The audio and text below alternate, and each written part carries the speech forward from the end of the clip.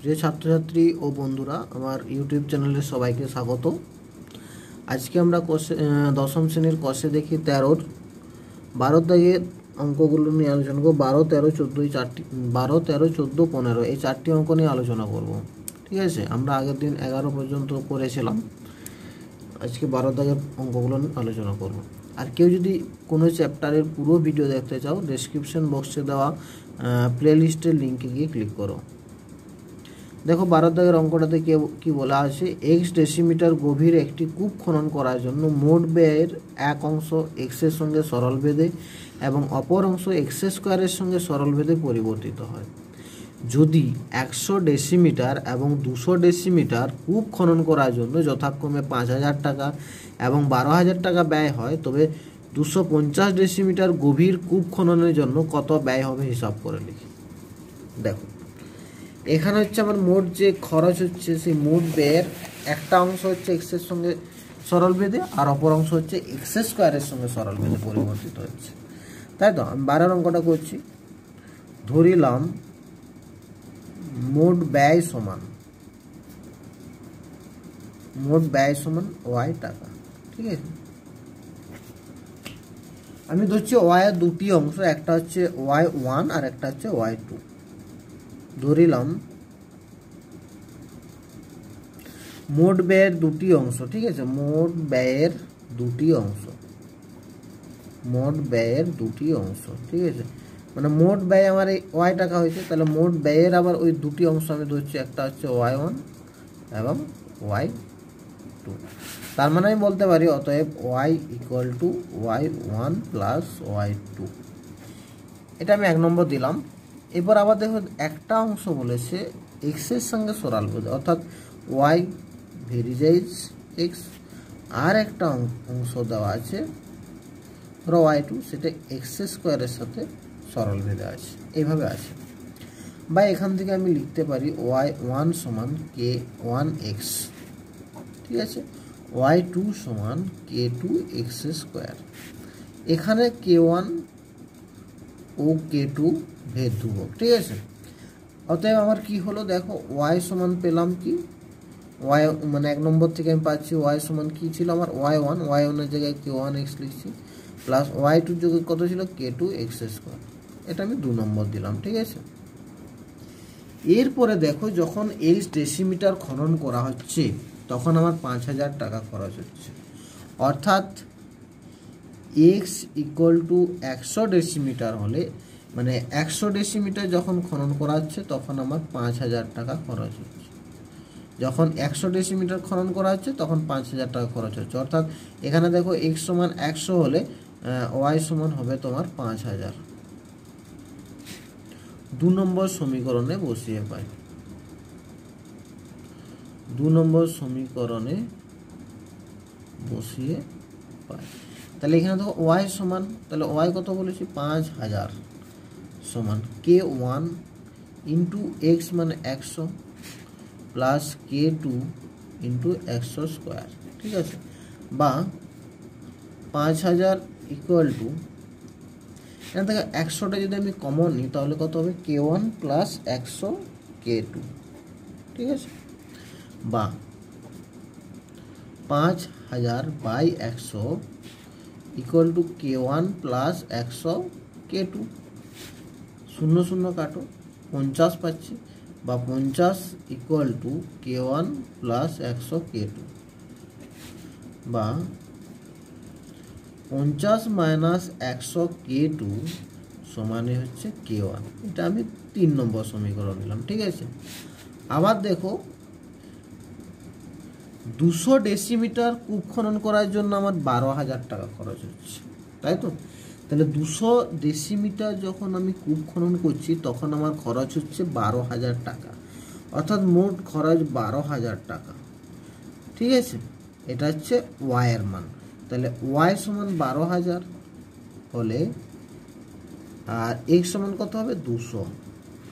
এটাকে আবার আমি 2 নম্বর সমীকরণে বসিয়ে দিচ্ছি। 2 নম্বর মানে ওয়াই সমান 12,000 আর এক্স সমান 200 2 নম্বর সমীকরণে বসিয়ে পাই। ঠিক আছে,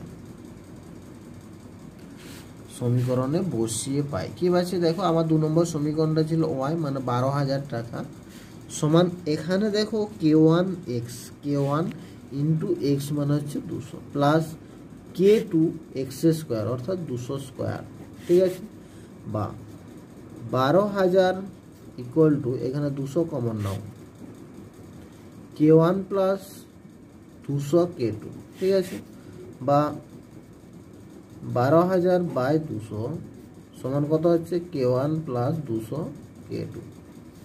এখানে দেখো 0 0 কাটলো, 2 6 12 60, বা কত হচ্ছে 60। আমি এদিকে 200টা নিয়ে আসছি,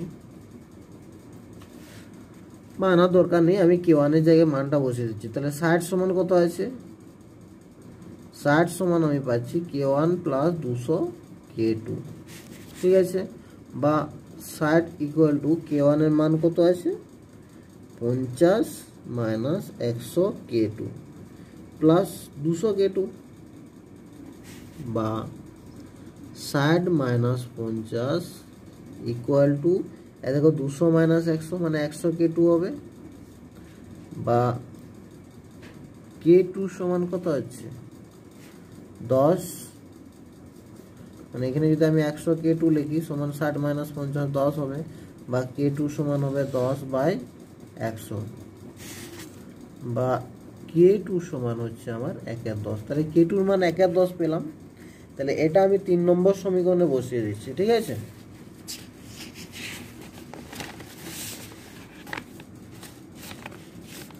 অতএব 3 নম্বর সমীকরণে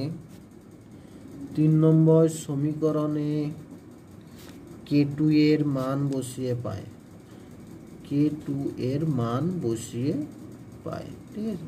এখানে K2 এর মান কত পেয়েছি 1/10। আমার 3 নম্বর সমীকরণ ছিল তোমার 50 মাইনাস 100 K2 সমান হচ্ছে K1, ঠিক আছে, বা 50 মাইনাস 100 ইন্টু K2 এর জন্য কত 1/10 সমান হচ্ছে K1, এটা হলো, বা এটা কত হচ্ছে 50 মাইনাস 10 সমান হচ্ছে K1, বা 40 ইকুয়াল টু K1।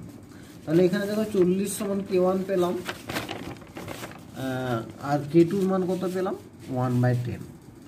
অতএব আমার সমীকরণটা দাঁড়ালো এইরকম, y ইকুয়াল টু কি ছিল আমার 2 নম্বর সমীকরণটা কি ছিল, y equal to K1x plus K2x square, অর্থাৎ K1 মানে কত 40x প্লাস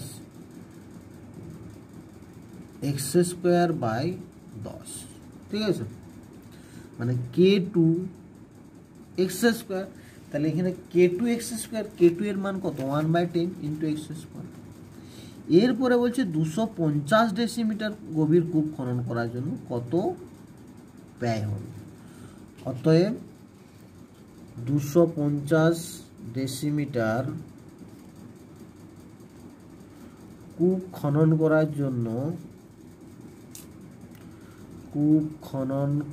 জন্য ব্যয় হবে, কত ব্যয় হবে y ইকুয়াল টু, এটা মোট ব্যয় সমান 40 ইন্টু 250 প্লাস 250, মানে অর্থাৎ 250 ডেসিমিটার, অর্থাৎ x এর জায়গায় হবে 250 বাই 10 সমান, এটা কত হচ্ছে 4 25 100, তারপর দুটো শূন্য 10,000, প্লাস এটা 25 25 625, তারপর দুটো শূন্য হবে বাই 10, এটা হলো সমান থেকে 10,000, আর এখানে আছে তোমার 6,250, অর্থাৎ 16,250 টাকা। তাহলে এটা আমার মোট টাকা হবে, অর্থাৎ 250 ডেসিমিটার কূপ খনন করার জন্য 16,250 টাকার প্রয়োজন। এখানে 13 দাগের অঙ্কটাতে কি বলছে দেখো, চোঙের আয়তন ভূমির ব্যাসার্ধের দৈর্ঘ্যের বর্গের এবং উচ্চতার সঙ্গে যৌগিক ভেদে আছে। দৈর্ঘ্যের বর্গের এবং উচ্চতার সঙ্গে যৌগিক ভেদে আছে। দুটি চোঙের ভূমির ব্যাসার্ধের দৈর্ঘ্যের অনুপাত 2:3 এবং তাদের উচ্চতার অনুপাত 5:4 হলে ওদের আয়তনের অনুপাত নির্ণয় করো, ঠিক আছে। দেখো আমি কিভাবে করছি অঙ্কটা। ধরিলাম চোঙটির আয়তন সমান ধরিলাম চোঙের আয়তন সমান ভি, ব্যাসার্ধ সমান আর এবং উচ্চতা সমান, আয়তন সমান ভি ঘন একক, ব্যাসার্ধ সমান আর একক, আর উচ্চতা সমান এইচ একক। ঠিক আছে, কি বলেছে দেখো, আয়তন ভূমির ব্যাসার্ধের দৈর্ঘ্যের বর্গের এবং উচ্চতার সঙ্গে যৌগিক ভেদে আছে, অর্থাৎ আয়তন। ঠিক আছে, এখানে ভূমির ব্যাসার্ধের দৈর্ঘ্য মানে কত, আর স্কোয়ার, এবং উচ্চতা মানে এইচ, তাহলে আর স্কোয়ার এইচ, অর্থাৎ ভি ভেরিয়েজ আর স্কোয়ার এইচ এইভাবে সম্পর্কিত। অর্থাৎ ভূমির ব্যাসার্ধের দৈর্ঘ্যের বর্গের মানে আর স্কোয়ার এবং উচ্চতার সঙ্গে যৌগিক ভেদে আছে এইচ। ঠিক আছে, তার মানে ভি ভেরিয়েজ আর স্কোয়ার এইচ এভাবে আছে। বা এখানে যদি আমি ভিটা তুলে দিই কী হবে, এই সমান ভেরিয়েজ চিহ্নটা তুলি, কে আর স্কোয়ার এইচ, কে সমান কী হবে, ভেদ ধ্রুবক। ঠিক আছে, এরপর আবার ধরছি, দেখো এখানে দেখো দুটি চোঙের ভূমির ব্যাসার্ধের দৈর্ঘ্যের অনুপাত দেওয়া আছে। ঠিক আছে, ধরিলাম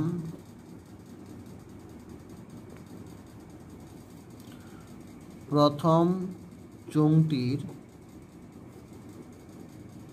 ব্যাসার্ধ সমান 2r একক, দ্বিতীয় চোঙটির ব্যাসার্ধ সমান 3r একক। ঠিক আছে, আবার প্রথম চোঙটির উচ্চতা সমান ধরে নিচ্ছি 5h একক, আর দ্বিতীয় চোঙটির উচ্চতা সমান ধরে নিচ্ছি 4h একক। ঠিক আছে, অতএব প্রথম চোঙটির আয়তন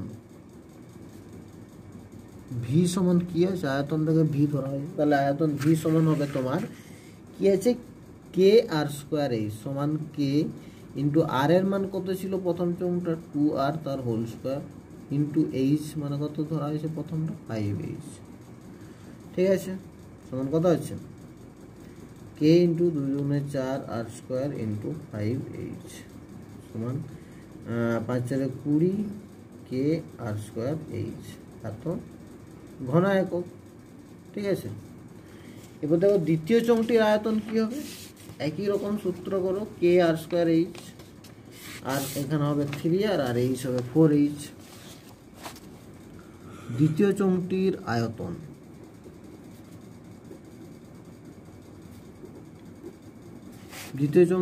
কত হবে, দ্বিতীয় চোঙটির আয়তন সমান হবে কে ইন্টু, এখানে দেখো ব্যাসার্ধ আছে 3r, তাই তো, তাহলে 3r তার হোল স্কোয়ার ইন্টু এইচ আছে 4h সমান কত আছে, কে ইন্টু 3 × 3 = 9 আর স্কোয়ার ইন্টু 4h সমান 4 × 9 = 36 কে আর স্কোয়ার এইচ, এত ঘন একক।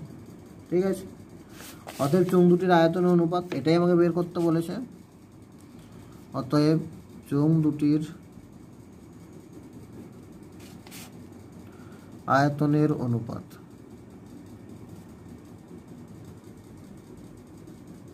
কত হবে, আগে আমার কত বেরোলো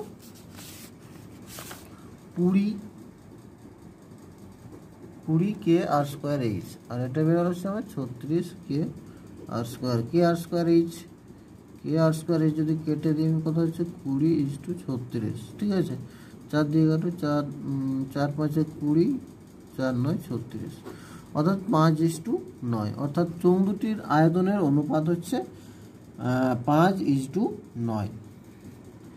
14 অঙ্কটাতে কি বলছে দেখো, 5 লাখ গ্রামের কৃষি সমবায় সমিতি একটি ট্রাক্টর ক্রয় করেছে। আগে সমিতির 2400 বিঘা জমি 25টি লাঙ্গল দিয়ে চাষ করতে 36 দিন সময় লাগতো। এখন অর্ধেক জমি কেবল ট্রাক্টরটি দিয়ে 30 দিনে চাষ করা যায়। একটি ট্রাক্টর কয়টি লাঙ্গলের সমান চাষ করে তা ভেদ তত্ত্ব প্রয়োগ করে নির্ণয় করে।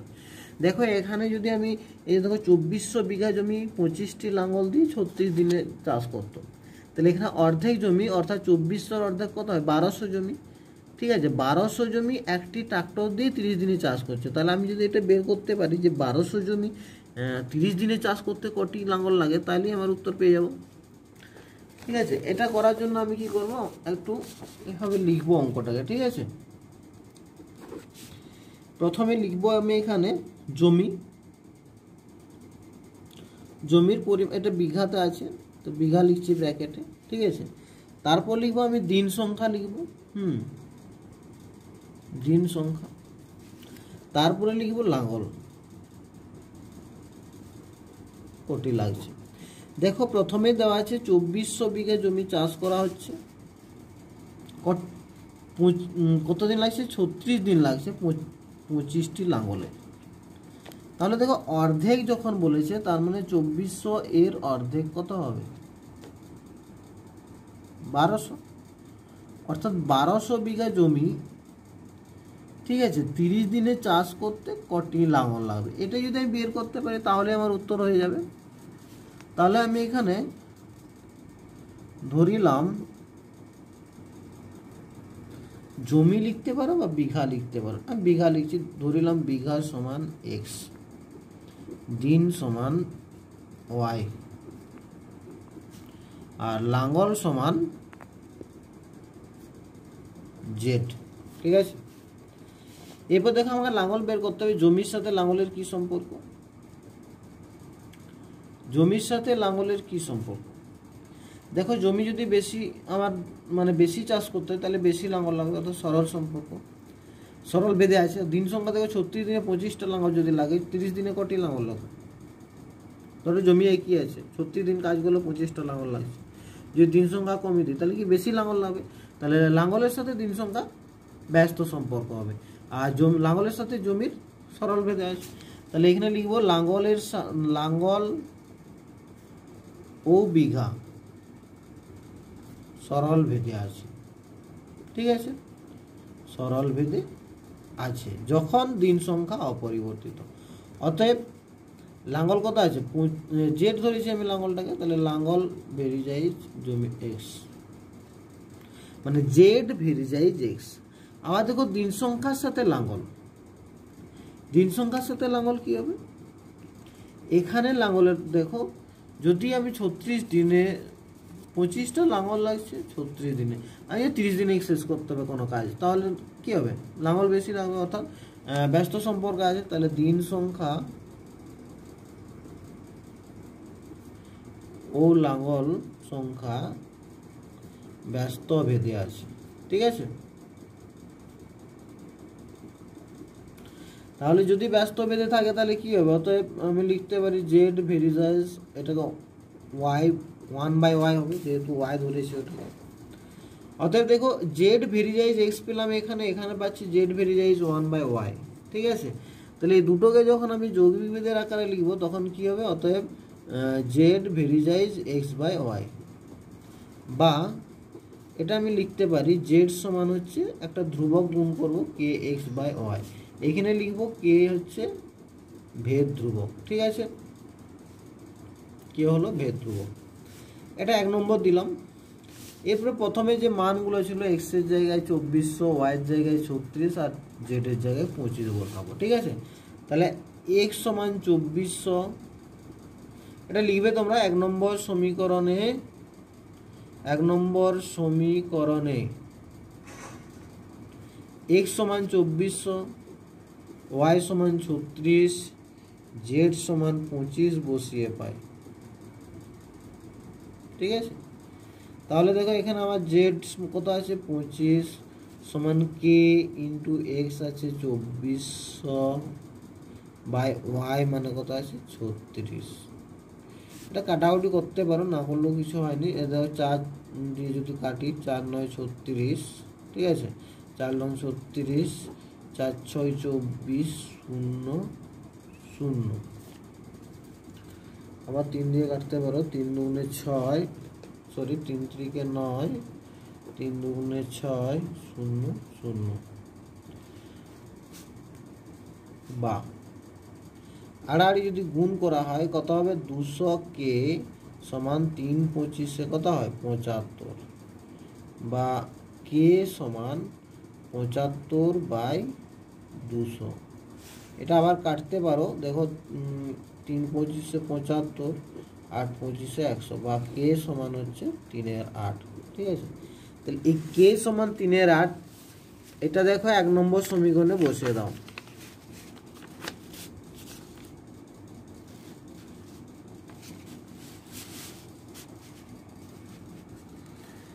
তাহলে কে সমান 3/8 1 নম্বর সমীকরণে বসিয়ে পাই কি পাবো আমি, জেড সমান 3x/8y। এটা হলো আমার কত, 2 নম্বর সমীকরণ। ঠিক আছে, এরপর এখানে যে মানগুলো ছিল দেখো, x সমান 1200, y সমান 30, এগুলো বসাবো।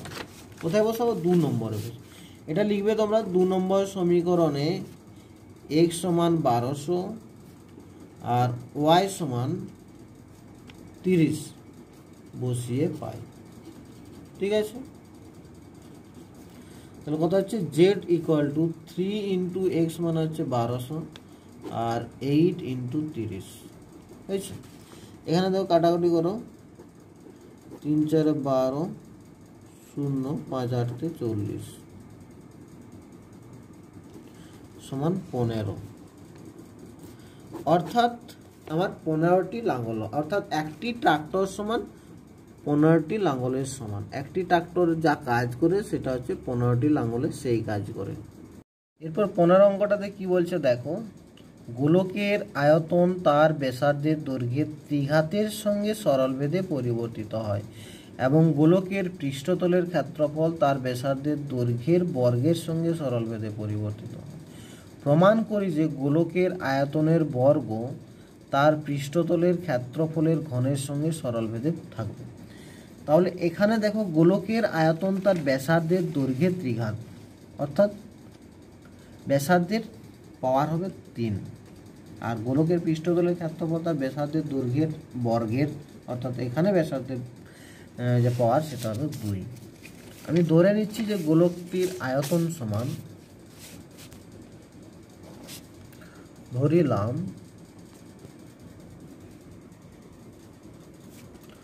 গোলকের আয়তন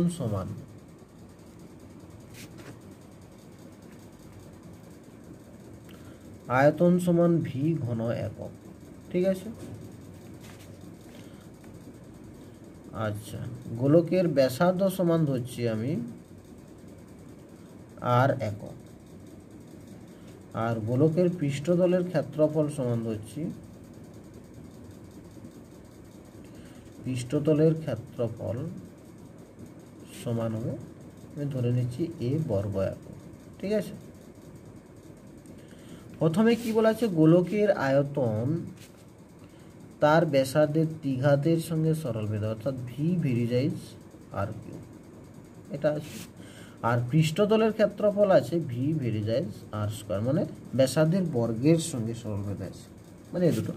আয়তনের সাথে, আয়তনটা হচ্ছে ব্যাসার্ধের ত্রিঘাতের সঙ্গে সরলভেদে আছে, আর বক্রতলের ক্ষেত্রফলটা আছে ব্যাসার্ধের বর্গের সঙ্গে সরলভেদে আছে।